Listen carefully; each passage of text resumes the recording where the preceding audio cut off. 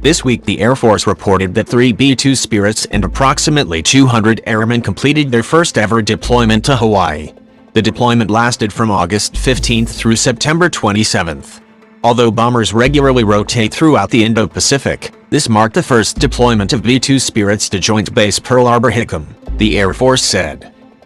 Guam is the traditional hub of B-2, but as the range of Chinese and North Korean missiles grows and the guidance systems become more accurate, staging operations from the safety of Hawaii makes more sense.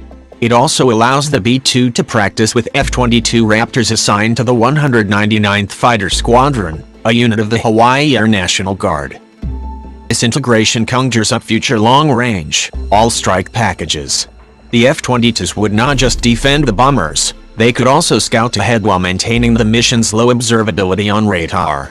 These fighters can evade radar even better than a B-2 and can defeat anything in a dogfight. This is similar to the training that popular mechanics witnessed during a B-2 flight from Missouri. "We hide," one B-2 pilot described the ethos of these missions. "That's what we do." Flying long-range missions requires aerial refueling, and so tankers surprisingly made an appearance during the exercises. Although B-2s can fly 6,900 miles on a full tank, refueling extends the time over targets. The tankers are not built to evade radar, so they would likely be available outside the range rings of enemy anti-aircraft batteries on the ground. The drills gave pilots the chance to practice other options, like hot pit refueling. During those operations, airmen refuel the B-2 while the engines are running. One B-2 conducted hot pit refueling at Wake Island, a coral limestone atoll in the mid-Pacific, the Air Force said. The release doesn't say why this is important, but the reasons are scary. First, the B-2 is most vulnerable when on the ground, especially if an enemy is monitoring refueling stations. Second, if there is a sortie of several bombers and they can only refuel one at a time at a remote airfield, there will be a premium and quick turnarounds.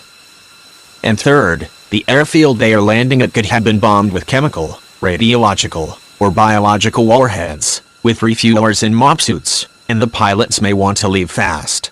Never forget that B-2s can carry nukes, and would be a way to respond to the use of weapons of mass destruction. That makes all sorts of Armageddon scenarios a possibility.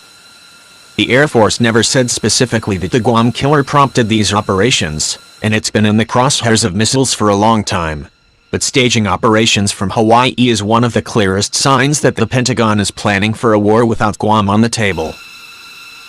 Our active duty and Guard members worked seamlessly together with their counterparts here in Hawaii to determine the best way for the B-2 to operate from this location in the future, Lieutenant Carl Nicholas Adcock, commander of the 393rd Squadron, said in a statement. And that statement was aimed squarely at the Chinese military. As tensions mount over island bases and the dominance of vital sea lanes, more cat-and-mouse responses like this one will only happen more and more frequently. The nickname of the DF-26 ballistic missile is designed to grab attention. Chinese media wonks and military experts call it the Guam killer because it can bring conventional explosives and nuclear warheads into the U.S. airbase on that small Pacific island, from 4,000 kilometers away. Chinese military officials declared the intermediate ballistic missile operational earlier this year, and it looks like the Pentagon is doing more than just taking notice. They are preparing for stealth strike operations without using Guam as a hub.